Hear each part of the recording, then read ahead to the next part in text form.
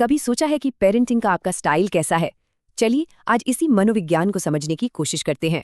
ये सवाल अक्सर पेरेंट्स के मन में आता है और साइकोलॉजिस्ट ने इसमें 4 मेन तरीके पहचाने हैं।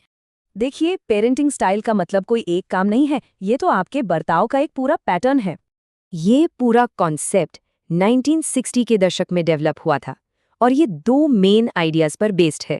एक तरफ है रूल्स यानी डिमांडिंगनेस और दूसरी तरफ है बच्चों के लिए प्यार और सपोर्ट यानी रिस्पॉन्सिवनेस।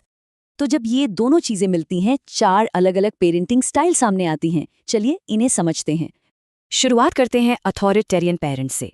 यहाँ डिमांड ज्यादा है पर प्यार और सपोर्ट कम। क्योंकि मैंने ऐसा कहा है, बस यही एक लाइन इस स्टाइल को समझाने के लिए काफी है। इनका फोकस होता है कंट्रोल पर। ये चाहते हैं कि बच्चे बस इनकी बात मानें, सवाल न करें। नतीजा, बच्चे कहना तो मानते हैं पर उनमें अक्सर सेल्फ कॉन्फिडेंस और सोशल स्किल्स की कमी रह जाती है।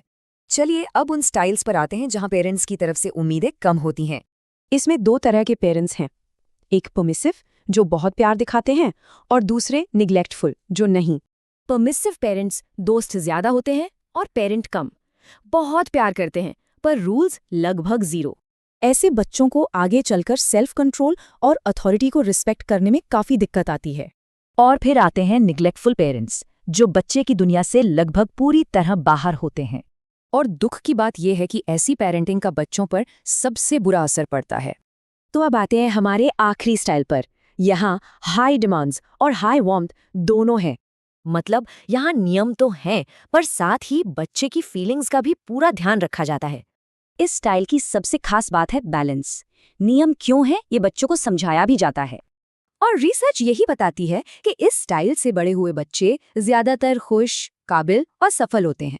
तो अगर इन सारे स्टाइल्स को कंपेयर करें तो बच्चे के विकास पर किसका क्या असर होता है? जैसा कि ये चार्ट दिखाता है, अथॉरिटेटिव स्टाइल के नतीजे लगातार सबसे अच्छे पाए गए हैं। तो निचोड़ ये है कि सबसे अच्छी पेरेंटिंग में रूल्स और प्यार दोनों का बैलेंस होना जरूरी है। पर याद रखिए, कोई भी पेरेंट हमेशा एक ही बॉक्स में फिट नहीं होता। फ्लेक्सिबल होना भी जरूरी है। तो सोचने वाली बात यह है कि पेरेंटिंग में ऐसा कौन सा एक छोटा सा बदलाव है जो सबसे बड़ा फर्क ला सकता है।